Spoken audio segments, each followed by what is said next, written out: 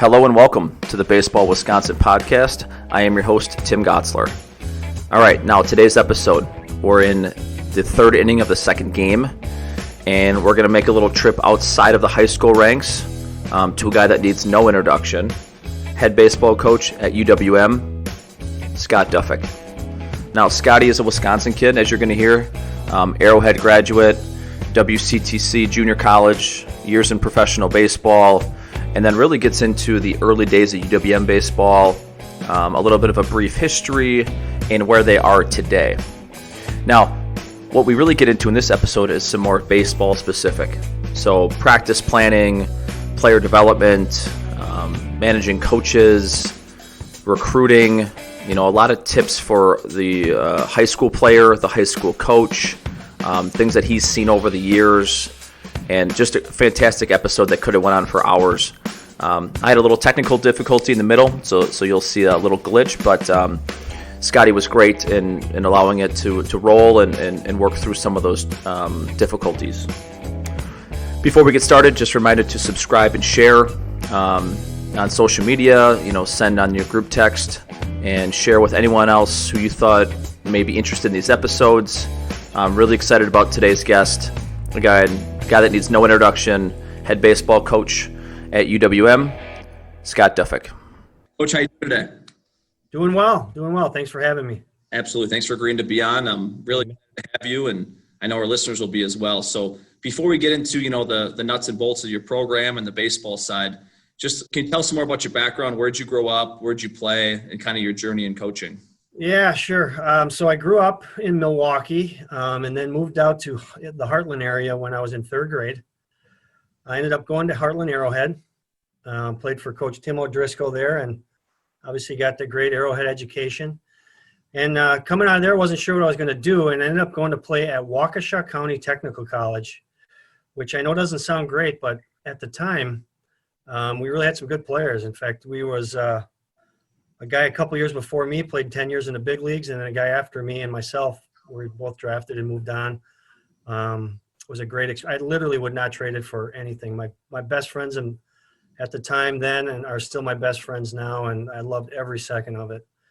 And then I was fortunate enough to get an opportunity to go play professionally with Los Angeles, the Dodgers, and the Pirates for a half a year, and did that for the better part of 6 years. And came out of there and really wasn't exactly sure what I wanted to do. I know I needed to finish school, and ended up just helping out here for one fall. And 6 months later, it ended up becoming a full-time position. And myself and Coach Jerry Augustine, kind of started the program from the ground up. And when I say from the ground up, I mean from the ground up. Like, I think my high school team was better for sure than my college team when I first showed up here. So I knew it was going to be a hell of a challenge, but we were going to get better fast. And we did. And really I've been kind of getting after it ever since. That was the fall of 94. And it certainly has been an incredible journey getting to this point, just seeing the growth of the program in so many ways. And really just the game of baseball in Wisconsin itself has been really incredible to see, and it's been fun to be a part of it. So we're talking 94 up to 2021. You've been there the whole time, obviously different roles, and you've been the head guy for how many years now? This season will be how many years? 13 or 14 or something like that. Okay. So where's the program at today? Like, give us the flyover view of Panther baseball today. Well, it's a really exciting time, moving into the new facility in Franklin. If you haven't been there, for anybody that's listening, it's state-of-the-art facility. It's going to be as good as anybody has anywhere in the Midwest. Both indoor, outdoor, locker room amenities, fully turfed, seats about 5,000, skybox. It's just a beautiful setup. And so, that's been the one trying piece of working here, is trying to run a Division I program with substandard facilities and resources. And as much as we want to say, a baseball field is a baseball field, and I do agree with that. At the end of the day, when you show up to compete, I think that is the case. But there's so many things on the backside, that create energy and, excitement around your program. And a lot of it does have to do with your facility and, your ability to attract, retain, and recruit really quality student athletes. And so this will be the first spring officially that we'll be in there. We've been there a couple of falls now, and with last spring being shut down, certainly we were disappointed. We wanted to open that thing up, but we're really excited about just getting the opportunity to grow as a program and take the next step. I think we've been super competitive, but there's another level, and that's what motivates me every morning. So all those years, where you're at now, exciting time, obviously some success in the past. Like, is there any pillars of your program, any things that have remained consistent internally that you've dug in on and just kept building from there as new players come through? Sure. Well, I think first and foremost, I think it's important that you have a staff that your players can trust. And, you have people that are going to be around these young men that are people of integrity, and somebody that's willing to do the right thing for the good of the group rather than for their own benefit. And I think that's been important to myself since I started here, 27 years ago, and making sure that we surround these guys with those type of people. And we're not a program that has guys transferring in and out. There's no deception here. We're going to get after it. We're going to work really hard. We're going to be a family atmosphere, team first atmosphere. And at the end of the day, our number one mission really is to take 17, 18, 19-year-old boys and turn them into really fruitful grown men that can go on and go on with a meaningful degree. And we're fortunate because we get to use baseball as the catalyst towards those life skills. And I really think those are really the pillars, and that's kind of our mission is we got a heck of a schedule ahead of us. We're going to play really good teams. We're going to send some guys on to professional baseball, and we're going to graduate just about everybody that comes here. But at the end of the day, we're going to treat people right. We're going to be someplace that they're going to be proud they graduated from. And hopefully they're going to be the best 4 or 5 years of their life. Looking back, they're going to be able to say that was really cool. And I met some of the closest people I have in my life today. And I think that's what I want the program to be. And I think we've done a good job. And I've had great assistants. Coach Bigler's been with me for 16, 17 years. And then Coach Wagner now who played for me. I've had a handful of others and just really good people. I'd like to dig in there on your staff, and I think that's one of the consistencies you hear from successful programs is just a quality staff, because you can't do everything, or nor can you or want to do everything. Yeah. So how do you within your staff, what position groups? How do you divide up the skill development side? Yeah. So we have myself along with Coach Wagner will tackle the offense. For years and years I did it myself, and then I thought in the last few years I would give up some of that, but I'm certainly a big part of that. But we handle that together. He handles the catching. This year I'll be moving over to the outfield. My assistant coach last year, Drew Pearson, who got hired on with the Houston Astros here in the summer, has moved on, and now we've hired another guy, Mike Picaro, is going to take the infield, and so I'm going to go to the outfield. And then Coach Bigler, who just does a fantastic job with the pitchers. And then we also have a director of analytics, and that's Jared Reklitis, who's really in depth with the newest and technology and analytics and trying to mold all of that stuff together. I try to make sure I keep some young guys around here because as I'm getting older, it's getting harder to keep up with everything, and they do a great job of it.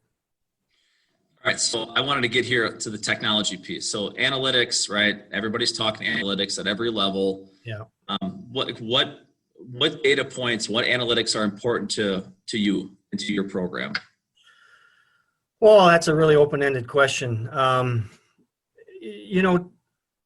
somewhat of a traditionalist, and I believe if you pound the zone, you work ahead in the count, good things are going to happen.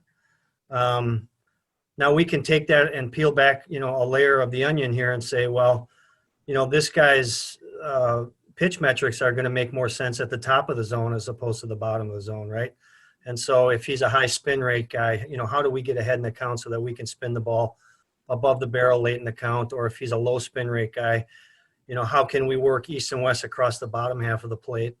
And just really trying to use technology to identify really the best course of action for their success and put them in a position to succeed. And then the same thing goes with the offensive side of things and hitting. And, guys that can create a little bit of launch angle have to be proven to be guys that can create bat speed.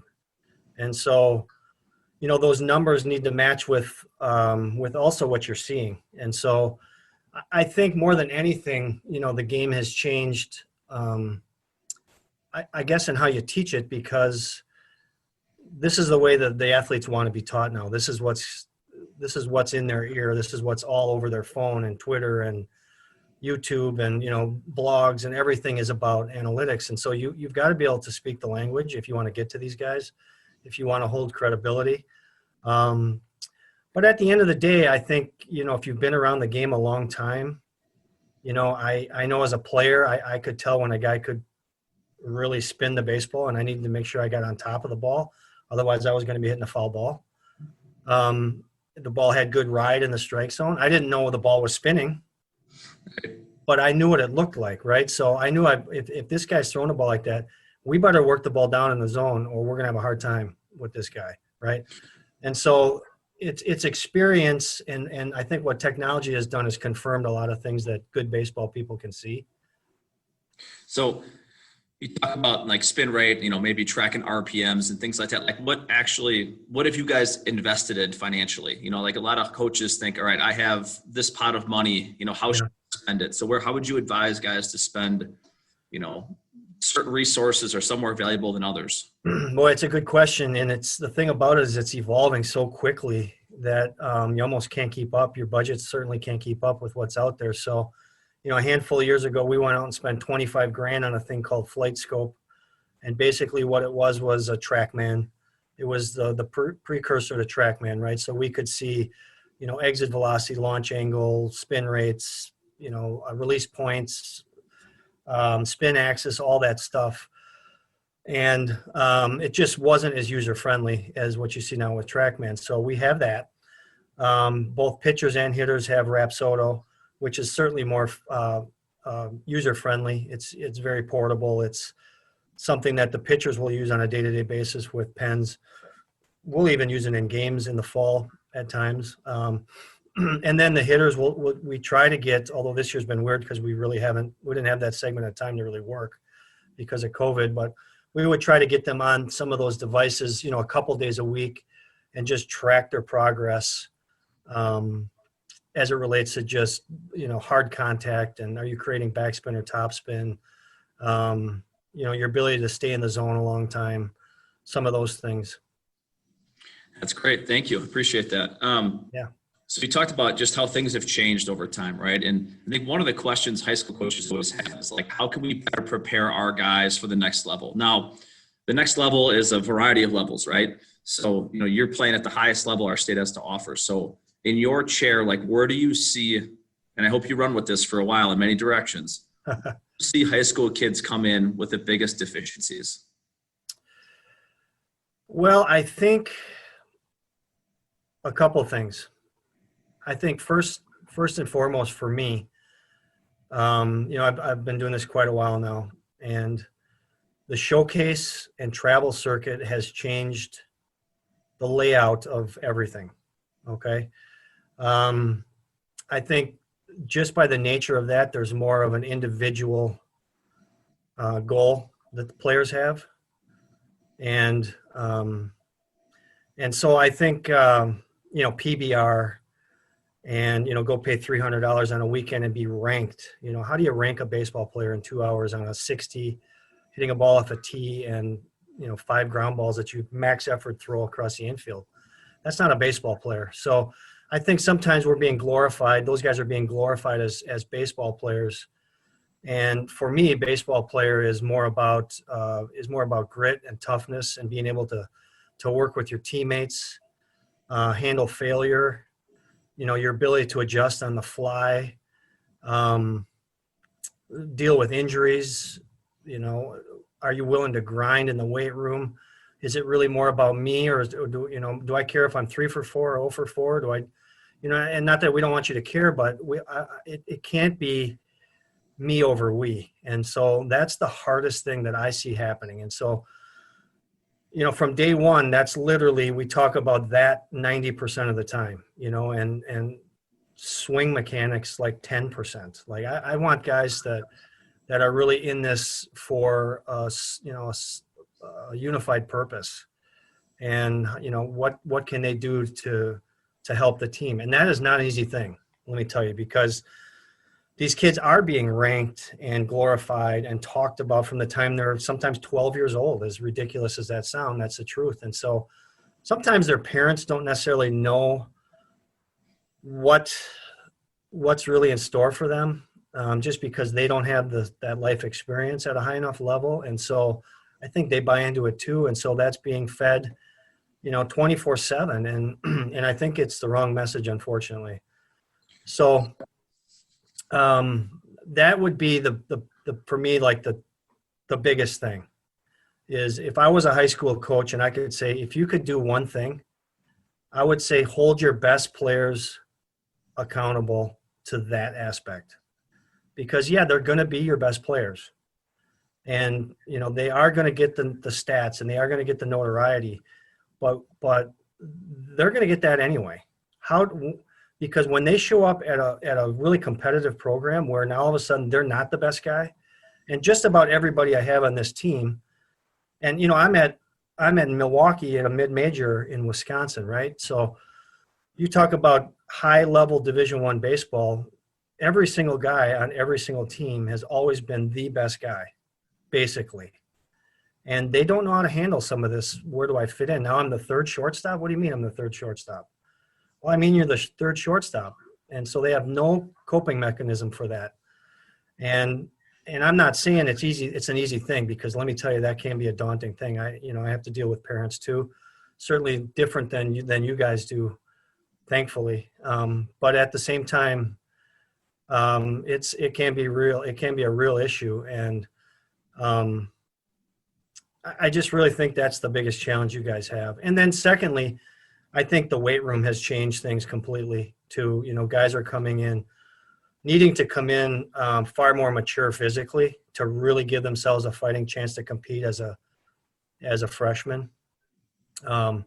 And some can do it because, there's some good programs out there, and these kids are getting after it. And that's the one good thing about some high-level travel ball, is they are putting these guys, through the ringer in that way. And these guys are showing up on campus a little bit more prepared. Obviously not all, but having those guys prepared, I think, is really important. So now when you're going to recruit a high school kid, okay, so, certain metrics may open your eyes, all right, PBR has a couple numbers, but, I'm sure at some point you and your staff want to go see a kid. Yeah. If it's a high school game or a travel game in the summer, because obviously you're playing in the spring. Yeah. What are you looking for in that kid? Well, I think that's also a little bit open-ended. I mean, it depends on your needs, what position you're looking at. More than anything, me personally, I want guys that are, we call it an OKG, which means it stands for our kind of guy. And so an OKG here is somebody that plays with energy, looks to make their teammates better, and just plays really fast and hard. And so I'd like to show up, and I know this is going to sound crazy. If we can see a guy a few times, that's always better. I mean, if you could see him 10 times, it would be better, but unfortunately you can't. But if we can see a guy a few times, one of those times I want them to really have a bad game. And I know that sounds crazy, but I tend to like to go to games, and I won't wear anything UW-Milwaukee. And I tell my coaches the same thing, like, just find yourself in the weeds a little bit. Nobody needs to know you're there. And then see how they handle themselves, can they handle failure? And it's astounding to me how often they cannot. Because they're, like I said, they are usually, one of the better guys on those teams. And unfortunately, they don't always handle it right. And, there's some pouting. You can see some actions where you can see it's more about them than the team. And So that stands out to me first and foremost. If I go watch a guy 1 game or 2 games, right, it's going to be hard for me to judge what kind of baseball player he is physically. I'm hoping to see some bat speed. I'm hoping to see some early pitch identification. You're hoping to see some, 1-2 step lateral burst. Can the guy move quickly? And then ultimately, you'd love to see some instinct for the game. Does he move around, instinctively, or is everything going to have to be kind of formulated through thought? And that's a lot to take in 1 or 2 or 3 games. So, you do your best. But, I think that's the one thing about the PBR showcase is that it's just getting completely lost in the shuffle. And don't get me wrong, I think PBR is there's a time and a place for it. It can really identify some skill sets. But at the end of the day, I don't think it's telling the true story. And so we try to make sure that we're reading the whole book. That's something as high school guys, right? We want to relay to our kids. It's not just the 3 for 3. It's the between inning stuff. It's just so. Are you just hawking that kid? How is he taking balls between innings? A mommy handed Gatorade over the dugout. All of it, the entire picture. Absolutely, and probably more so that than the actual game action. As crazy as that sounds, because 1 game, everybody's had a good game or a bad game, right? So. That can kind of come and go, but I think those characteristics tell you a little bit about what the future might look like. Well, for you to show up to one of our high school games, obviously a kid can play, and you're not going to spend your time at a place where the kid doesn't have talent. Right. But at the end of the day, you got to get in your car and know, is he an OKG or not? Is he a guy that can be a part of this program? You got it. You hit it exactly on the head. And the thing about it is, when I first started here for 10 or maybe even 15 years, we could drive around the Midwest and just out hustle people and find sleepers that nobody knows about just because they're maybe a 3-sport star. They're not on the travel circuit. They're whatever. And you could find some really good players that way. Well, nowadays it just doesn't seem to be the case. Everybody's kind of out there because of the one-day events. So those skill set numbers are going to follow every. All right, Coach. We're back into it. So we're talking just how recruiting has changed over time. Used to guys be able to hustle in the Midwest and land, some players, some 3-sport athletes. How else has recruiting changed over time? Well, like I mentioned earlier, I think it's so readily available. People are listed and ranked, and as an example, I could type in let's say I need a shortstop in the 23 class. I could type in basically any state in the country, and it's going to give me the top 10 shortstops, right, based on a skill set, I guess.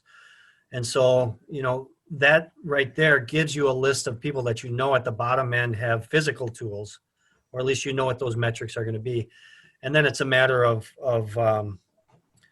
showing up and seeing if you like the overall player. Whereas years past, it used to be, a high school coach calling you, which still happens, I guess, or some kind of an area connection that you have, like a relationship that you have with, somebody that you trust, which still does happen, but it's just far less, I guess. And then, it used to be that I would go watch guys play basketball. You can believe it or not, just to see, generic athleticism and things like that. And it's even hard to find a guy that plays more than just baseball, unfortunately. But I think it's just changed tenfold. Yeah, well, now where we are on the calendar, it's January 11th. You're about to get started with the guys coming back on campus. I think one thing that I'm always intrigued on, I know other coaches are, is just how do you plan your practices? What's your process? How do you and your staff go about it? Kind of the training economy, I guess, would be the buzzword to use. So what does it look like for you guys? Yeah, I think it depends on the time of the year. And then I also think it's based a little bit on where you're at as a program.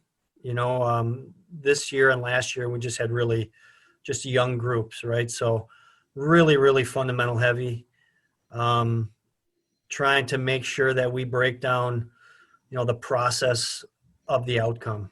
and trying to get them to understand both physically and mentally what the thought should be, and then physically what that's supposed to look like in a dry form, meaning maybe no ball, and just really grind out body movement patterns over and over and over again.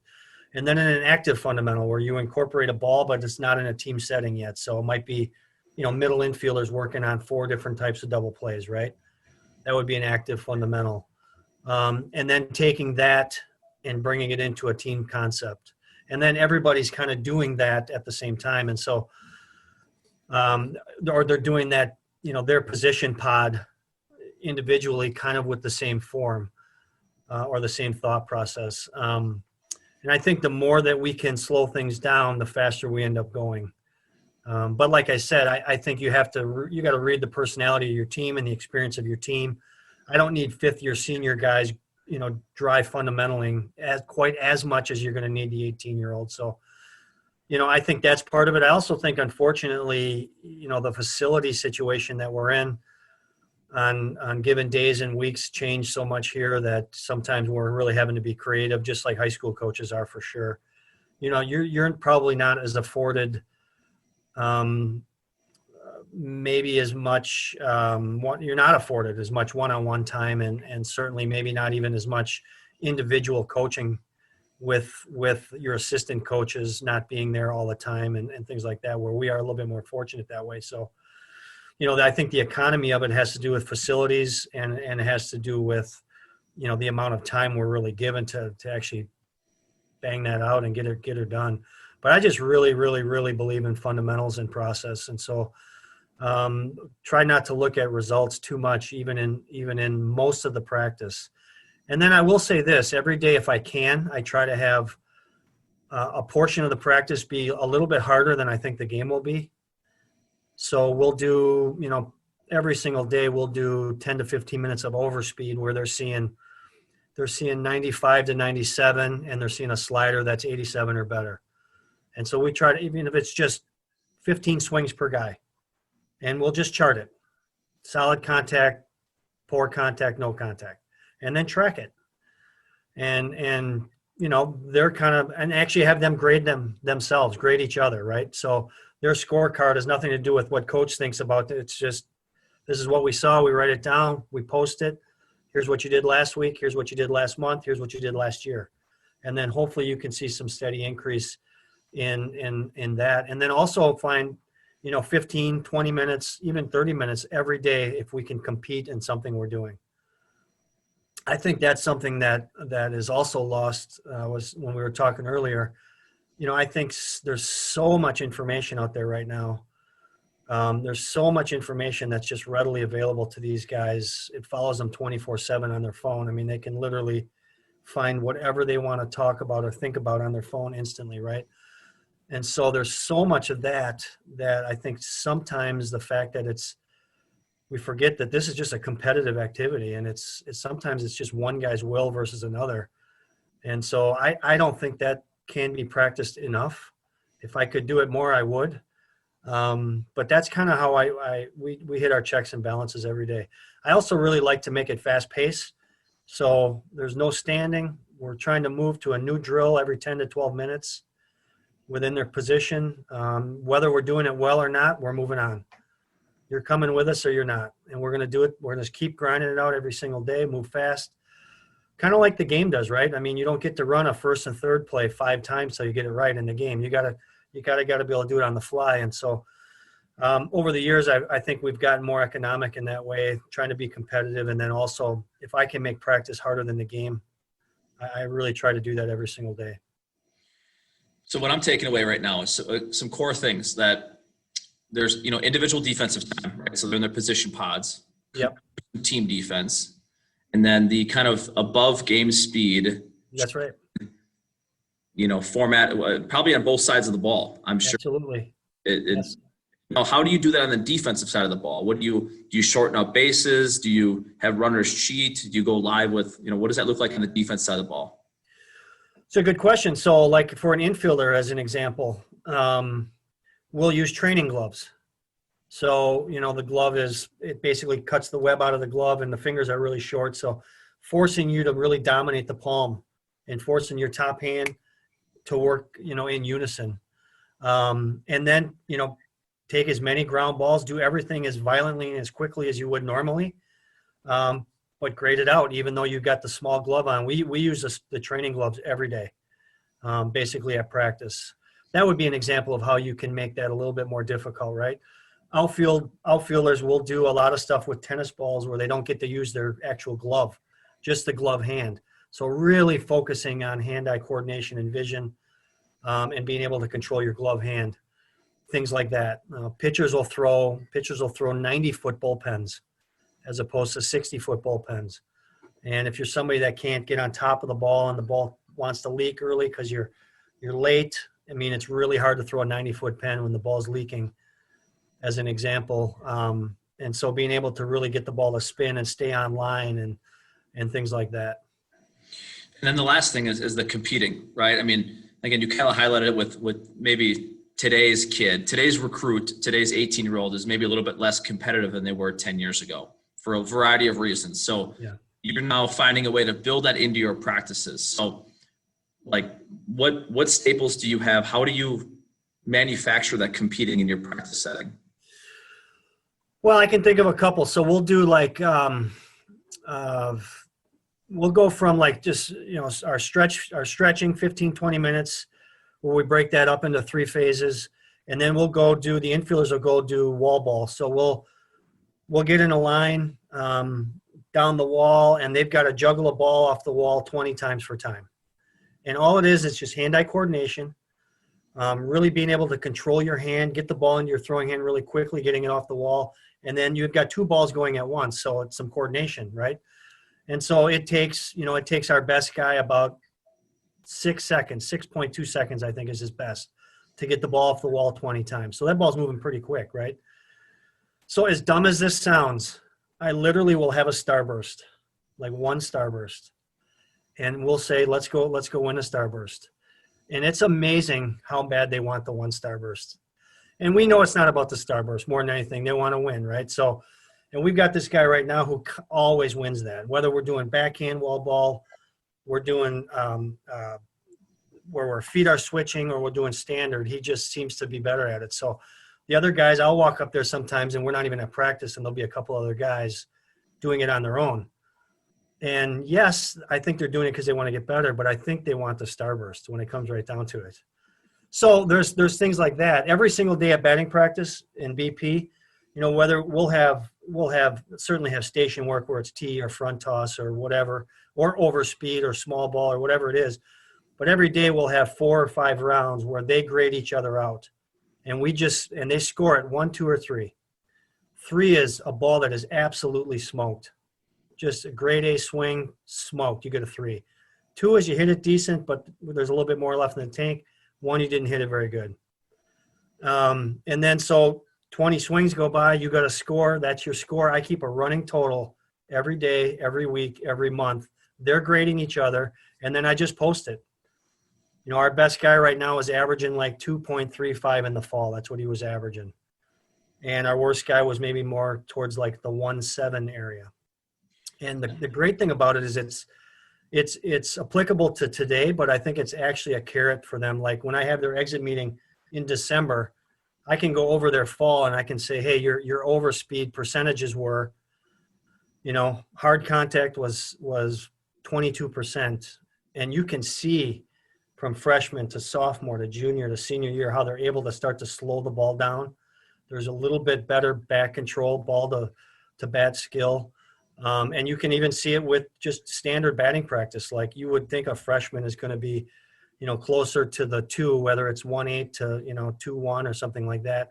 And typically our juniors and our seniors are more closer to, 2.3 or 2.4 on average with just the hard contact in BP. And that's just other ways to compete. It's just another way to hold yourself accountable. Somebody else is watching. And what I also like about it is when you do that, you tend not to think about your swing so much. Now, we just came from, 40 minutes of dry, tee, front toss, whatever it is that we're working on, right? Where we were able to break down, try to get better, try to get more efficient.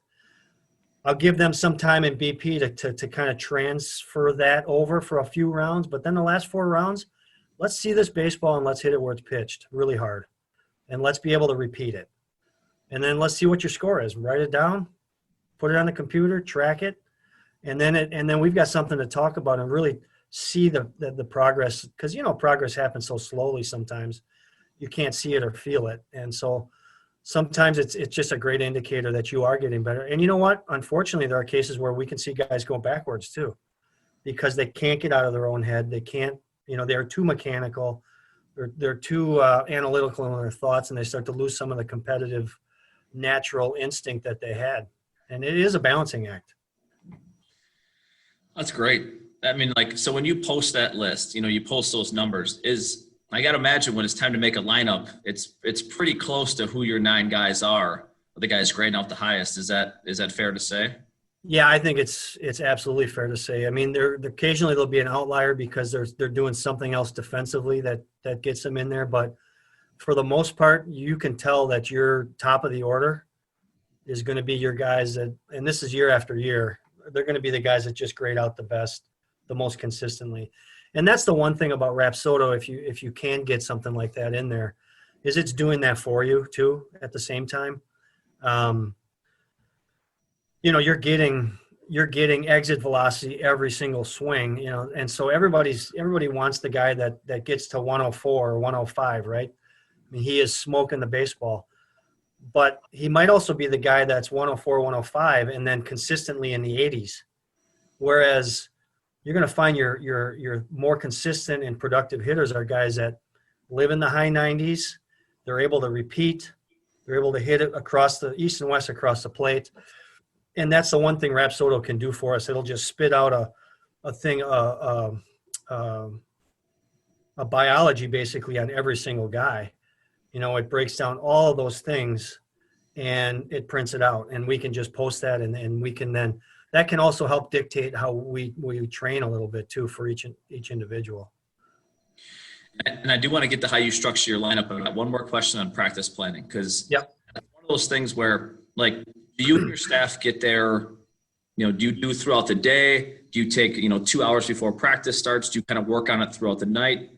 Or when it's time to, you're going to be inside or outside, you're on the field, you're in the gym, you kind of know the parameters of practice. Yeah. You actually go about the process of planning your practices?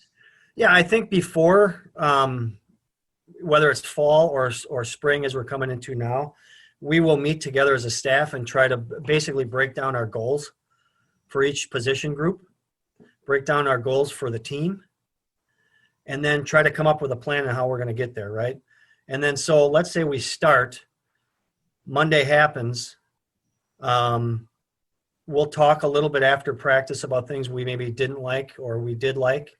And then the next morning, I personally will just come in here and spend an hour grinding it out and doing it. And they can certainly have as much impact as they want or input as they want. And Coach Bigler will do this. He'll do all the pitching. I don't even pretend to mess with that.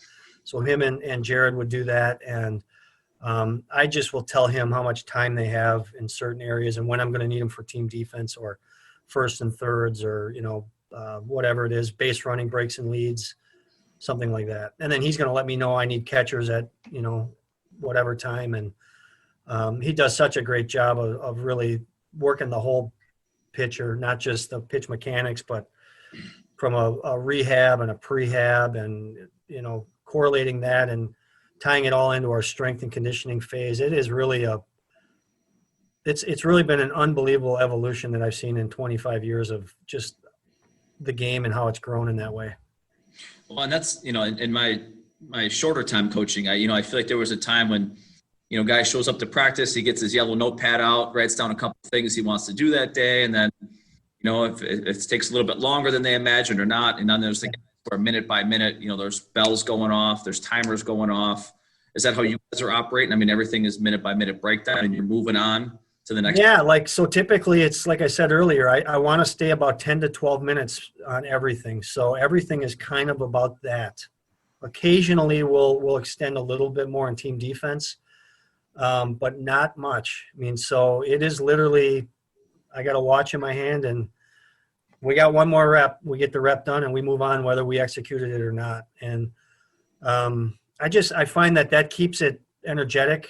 It also doesn't allow you to feel like, well, if I messed up the last one, let's just do it again, because like my favorite thing to do is have a guy take a really bad swing on his last round and say one more, and I'll say nope.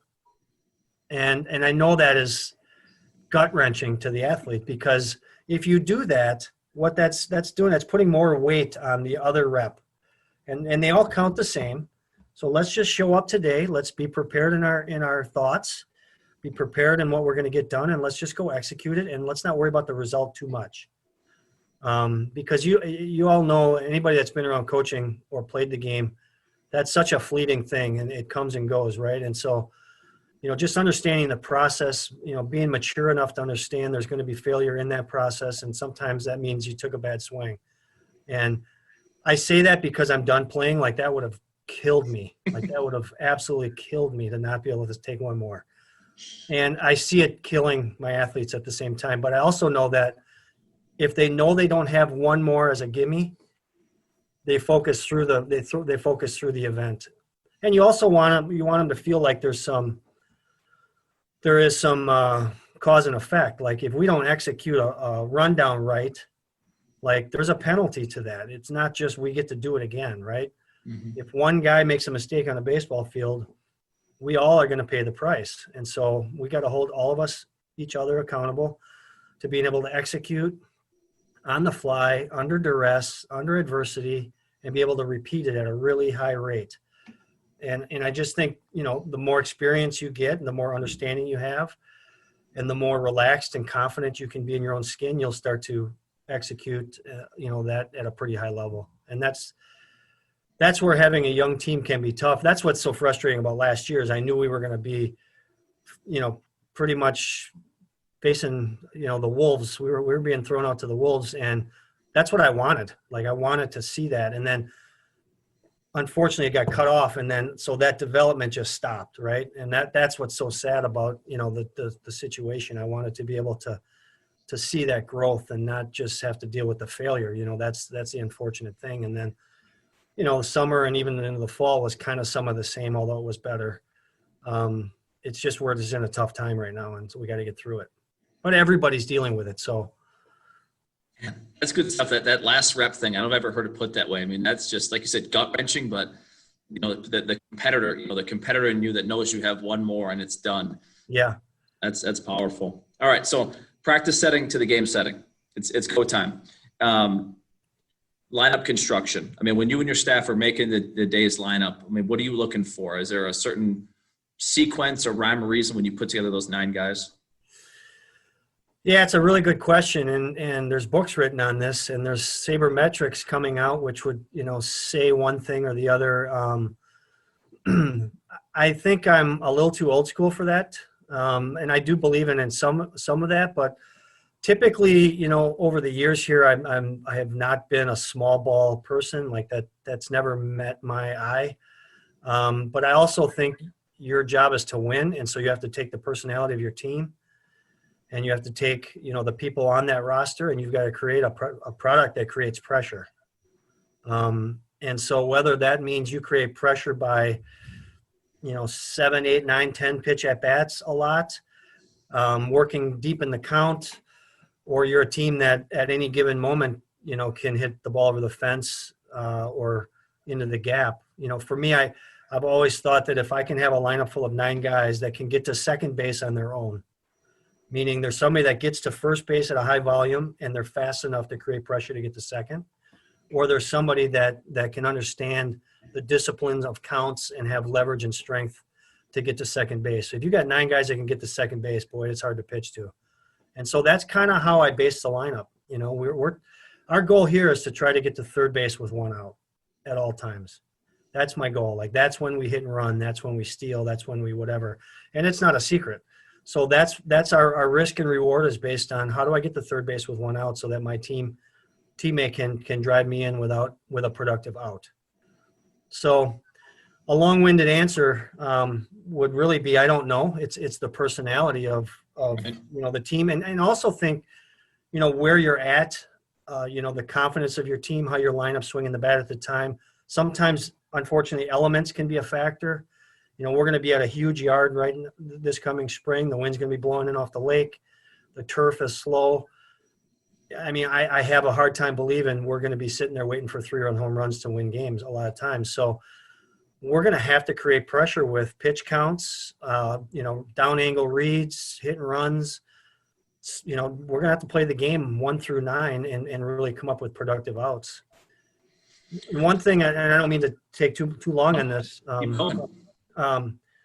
One thing that for me is something that I hammer to the guys is, I'll ask them how, if we're going to play a quality opponent, how many base hits are we going to get on X, Y, or Z day? And they kind of look at you and they keep looking and they don't know what to say. And sometimes somebody will say, 8, 10, 11, they don't know what to say. And the fact of the matter is that's a variable that we can't control.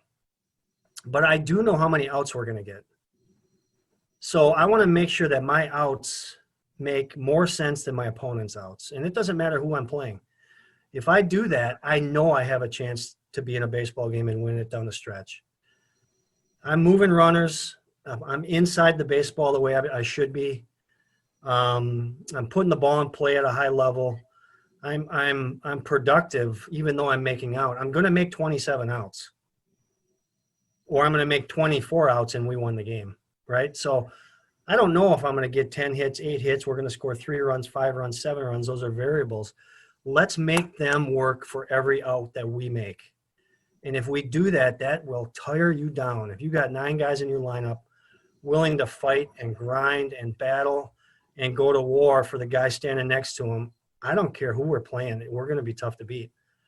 And that comes with experience. It comes with toughness. And it also comes with recruiting, like finding people that have that mantra, that have that tenacity and determination and selflessness to fight for the guy standing next to him, that I don't think you're going to see in that PBR event. And unfortunately, that's the day and age we're living in. And I think some of the attributes that we're glorifying aren't necessarily the ones that should be glorified.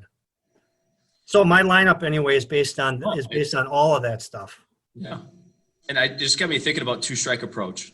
It just like that is the game, right? In many ways, as the ball, what happens with 2 strikes. So like, how do you teach the 2-strike approach on the offensive side of the ball? Well, I think it's there's a bunch of different ways to go to look at it. Number one is don't get to 2 strikes. The reality is when you face good opponents, you're going to. Okay, so if we're trying to play championship baseball, we know we're going to have to face guys that can pitch, meaning they're going to work ahead in the count. They're going to have enough electricity in and around the zone. They're going to get to 2 strikes. And so much of that for me is a mentality. It's just a dog in the fight. And so much of that is just a will. And I'll be honest with you, my team last year absolutely sucked at it. And we faced some really good arms. Couple of first-round picks, and it was great. I loved it. But we laid down way too easily, right? Okay, so we didn't have those coping mechanisms, and we didn't fight like we needed to fight. So it starts with our mentality. And then it goes to your approach. Is your approach make sense with what the opponent's trying to do? Well, I know that basically for me, they can throw 5 pitches. They can throw a fastball in. They can throw a fastball away. They can throw a curveball, a changeup, or a slider, or a splitter, something like that. Of those 5 pitches that they can throw, I know that on 4 of them, I've got to let the ball get deep. I've got to let the ball travel to be successful on. Fastball away's got to travel.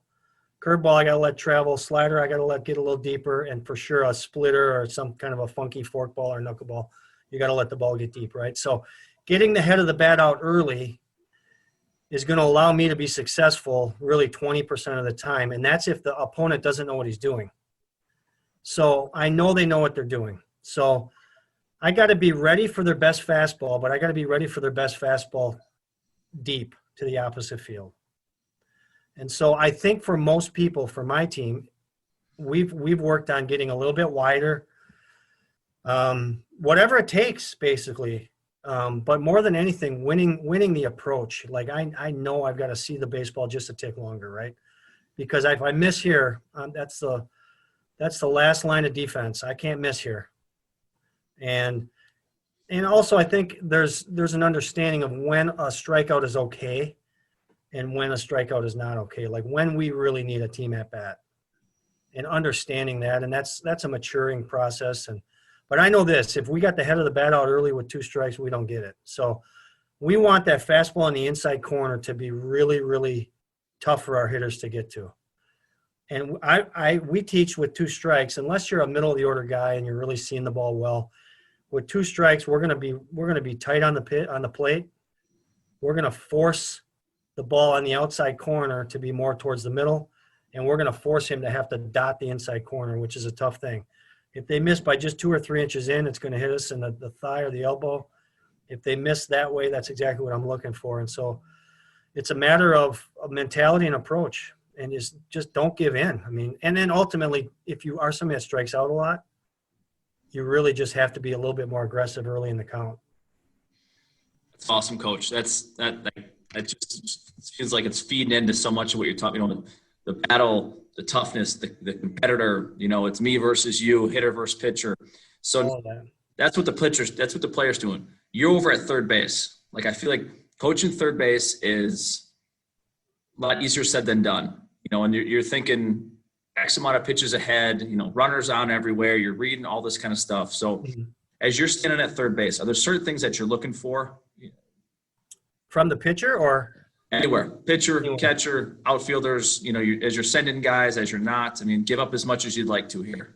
Well, yes, I think is the answer to all of it. I think you're trying to take in all of that, right? I'm trying to see if the pitcher's tipping pitches. I'm trying to see if the catcher's tipping pitches.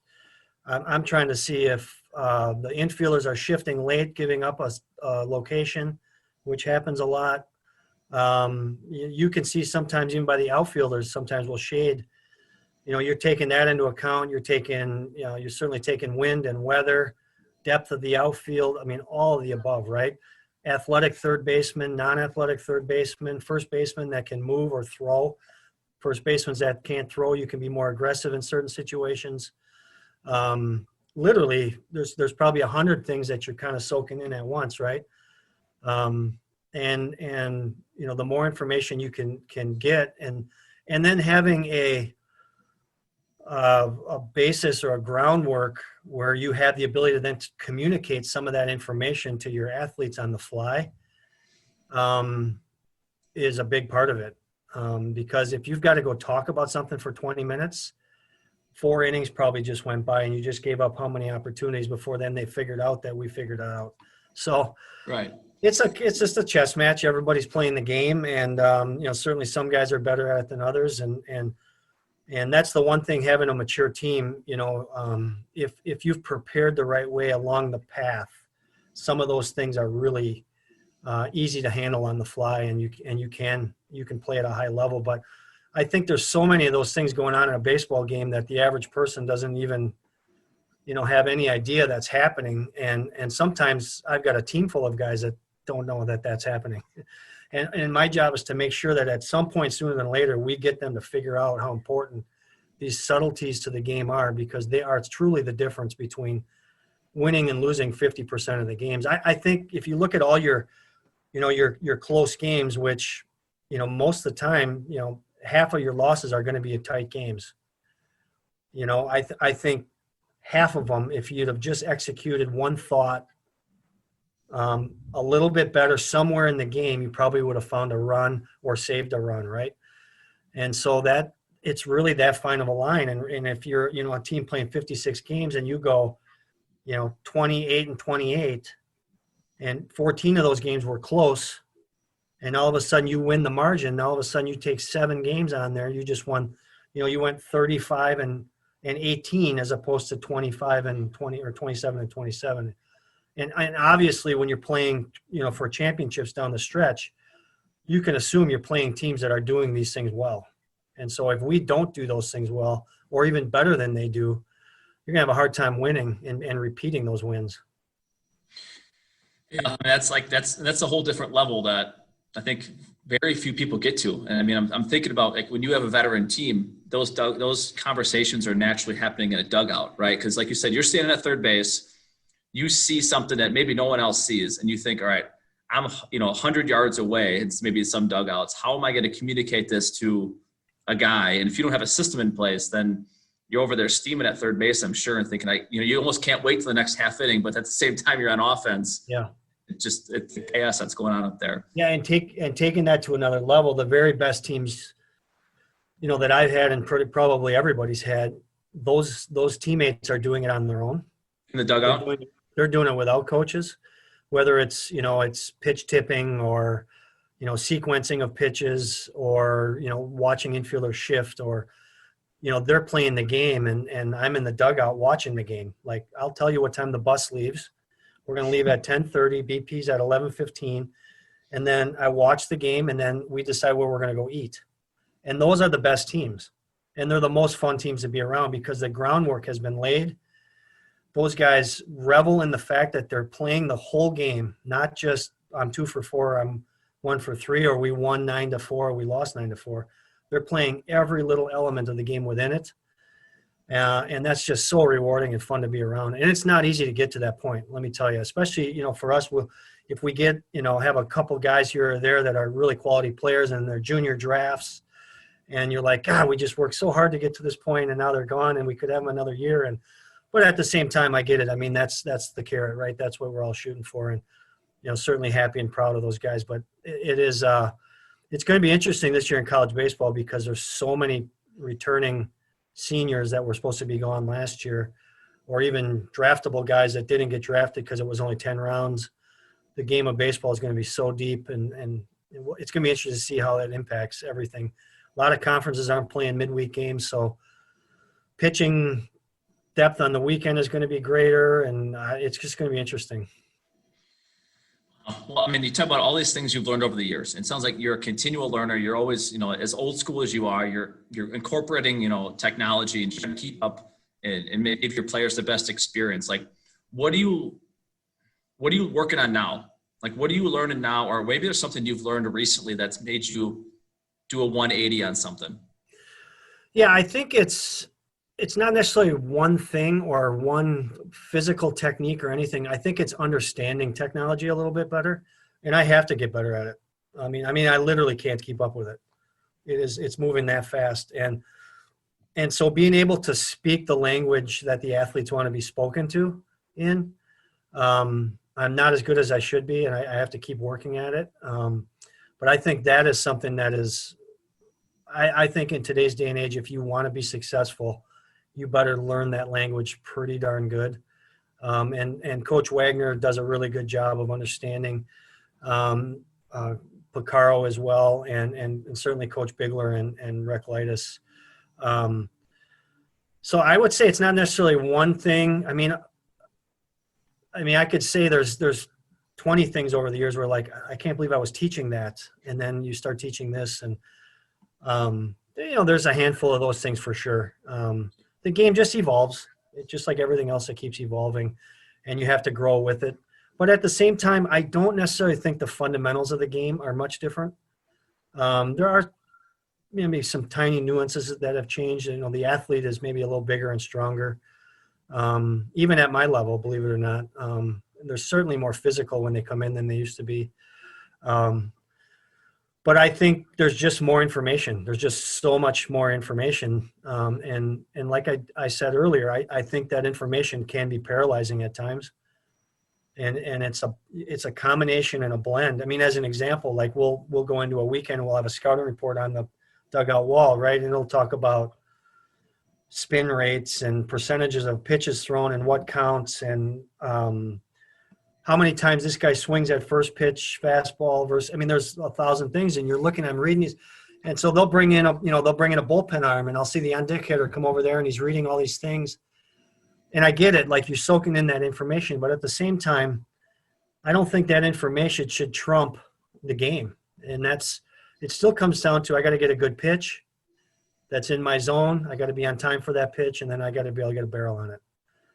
And sometimes our brain can get in the way. And if you got super analytical or just really well thought out kids that can get in their own headspace, it can definitely be detrimental. So like as an example, we've got guys that I know will have the Rapsodo set up for the bullpens. And some guys you can actively, hold the iPad and after every pitch and say, your release point was X, Y, and Z. The spin on your ball was not whatever it is they're looking for. The spin efficiency wasn't right. And the super analytical guy wants to know every pitch. Like, well, at the end of the day, you threw the ball and it was 4 feet to the right and it was 6 feet high. So I don't know that it necessarily matters what the spin rate or the spin axis was. You missed home plate by 4 feet. And so there's certain guys you don't even like. The coach will hold it. He'll take the information. You just go throw your bullpen. We'll gather some of that for you, and we'll try to disseminate that so that you're not going to paralyze yourself. And some guys fight that for sure. So I would say that's the biggest thing that I've learned is just how to and still learning at it is trying to grow with them because they've grown up in this world of technology and it's moving fast even for them. In the game of baseball has just changed so much that way. I got to get you out of here pretty soon. We're running up on time because Yep. I had some tech issues. I apologize. Last, give some advice to coaches. High school coaches are kind of primarily who listen to this. From what you see coming out of high schools, put yourself in our shoes a bit. Give us some advice. Well, it's first of all, I can't thank you guys enough for what you do. It's a thankless job. I know the amount of money you get paid and the amount of time you put into it. And to really be good at it, it's a 24-hour-a-day job.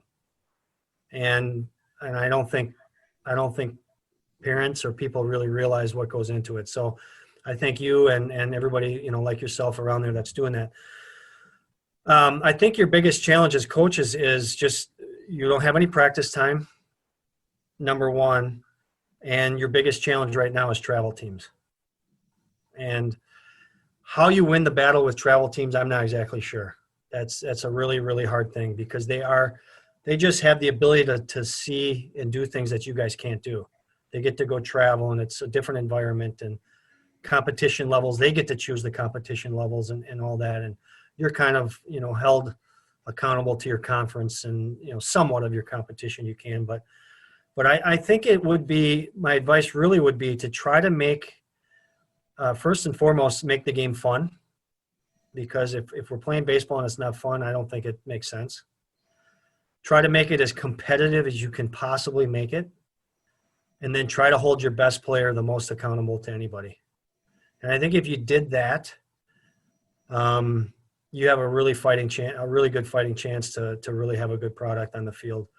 And I think that culture will breed success, and I think it'll spill down to the younger ages, and that's where you really get your culture, right? Is if you can get to your 10 to, even your 9 to U14, if you can get them kind of speaking your language, playing the game your way, and by the time they get to your level, hopefully the game is no different. It's just a little faster, but they've kind of heard those same things. But it takes so much energy and time and thankless time really for you guys to do that. And so I don't envy you in a lot of ways, but I also at the same time admire what you guys do because it really is, it's really impressive what you guys have done. And I know my high school coach, Tim O'Driscoll, you asked me to think about pillars. Like he's a guy for me and it wasn't about, he was at Arrowhead, he won 1 million games. I think 10 years ago, he probably had the most wins in the state. I think Hughes at Franklin topped him, but 1,000 wins, and I don't remember one thing coming out of Arrowhead with like I learned this about baseball, like hold my hands here or throw the ball this way. But what I did learn from him was how he cared for his players, the energy for the game. He made the worst guy and the best guy feel the same, and I think he made every single day fun and competitive. And that stood out with me. Like that was a good experience, whether we won or lost the game. If we lost, I was going to be really upset. but a half hour later, I can look back and I could still say, wow, that was still pretty fun. And I think that's what the sport should be about. And there it is.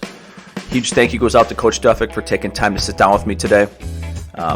Man, you can really hear the energy, the competitor. Now you know why so many guys love playing for him. So many coaches love sending their guys to go play for him and his staff. Scotty's done so much for our state. He always has. He recruits Wisconsin kids. His coaching staff is a bunch of Wisconsin guys. Takes a ton of pride in that. Speaks at our clinic. Is always accessible for high school coaches, and just really grateful to have him as an ambassador of baseball and in the only Division I program, NCAA Division I program in the state of Wisconsin. Again, huge thank you goes out to listeners for taking time today, and we hope that you tune in to next episode as we sit down with another college coach across the state, and a very timely episode as we all get into our college seasons and start making that march towards the high school start. Until then, have a great rest of your day.